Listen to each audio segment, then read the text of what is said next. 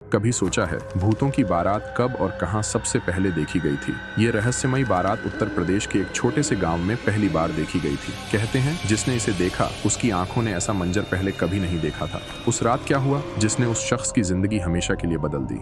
क्या ये सच में भूतों की बारात थी या फिर कुछ और डरावना राज छिपा था? आज इस वीडियो में हम आपको इस कहानी का हर डरावना और रहस्यमयी पहलू बताएंगे, तो अंत तक जुड़े रहिए क्योंकि आगे जो सुनने वाले हैं वह आपके रोंगटे खड़े कर देगा।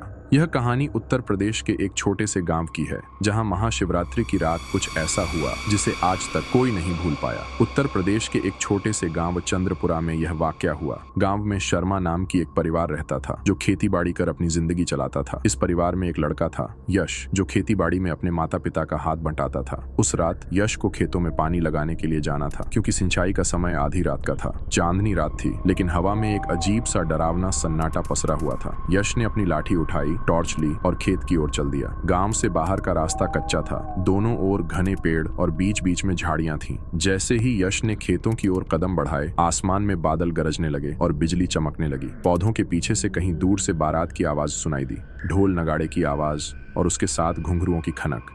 यश ने झाड़ियों के पीछे से झांक कर देखा। उसकी आंखें उस नजारे को देखकर चौंधिया गईं। एक सफेद बग्घी आसमान में तैरती हुई आ रही थी। बग्घी पर बैठा था एक दूल्हा जो सिर से पैर तक सफेद कपड़ों में लिपटा हुआ था। दूल्हे का चेहरा नहीं दिख रहा था, उसकी जगह एक खाली गड्ढा सा था और उसके चारों ओर काली धुंध मंडरा रही थी। बग्घी के पीछे पीछे भूतों की बारात चल रही थी। कोई हवा में तैर रहा था, कोई लंगड़ाता हुआ चल रहा था। उनके हाथों में जलती हुई मशालें थीं और हर कदम पर अजीब सी खड़खड़ाहट की आवाज आ रही थी। बारात के बीचों बीच एक कंकाल ढोल बजा रहा था। ढोल की आवाज दूर दूर तक गूंज रही थी। बारात में शामिल एक महिला सफेद साड़ी में लिपटी हुई रोती चल रही थी। उसके लंबे खुले बाल जमीन तक लटक रहे थे। यश डर के मारे झाड़ियों के पीछे छिपा रहा, लेकिन उसका दिल जोर जोर से धड़कने लगा। अचानक बारात का एक साया रुक गया। उसने हवा में सूंघा और धीरे धीरे झाड़ियों की ओर देखने लगा। साया बग्घी के पास गया और बाकी बारातियों से कुछ फुसफुसाया। बारात रुक गई। ढोल नगाड़े की आवाज बंद हो गई। अब सिर्फ हवाओं की सरसराहट सुनाई दे रही थी। दूल्हे ने अपनी खाली आंखों से झाड़ियों की ओर देखा। ऐसा लगा मानो वो यश को देख रहा हो। यश के पैर जैसे जमीन में जड़ गए थे। वह भागना चाहता था लेकिन हिल भी नहीं पाया। सभी साए झाड़ियों की ओर बढ़ने लगे। उनकी चाल धीमी थी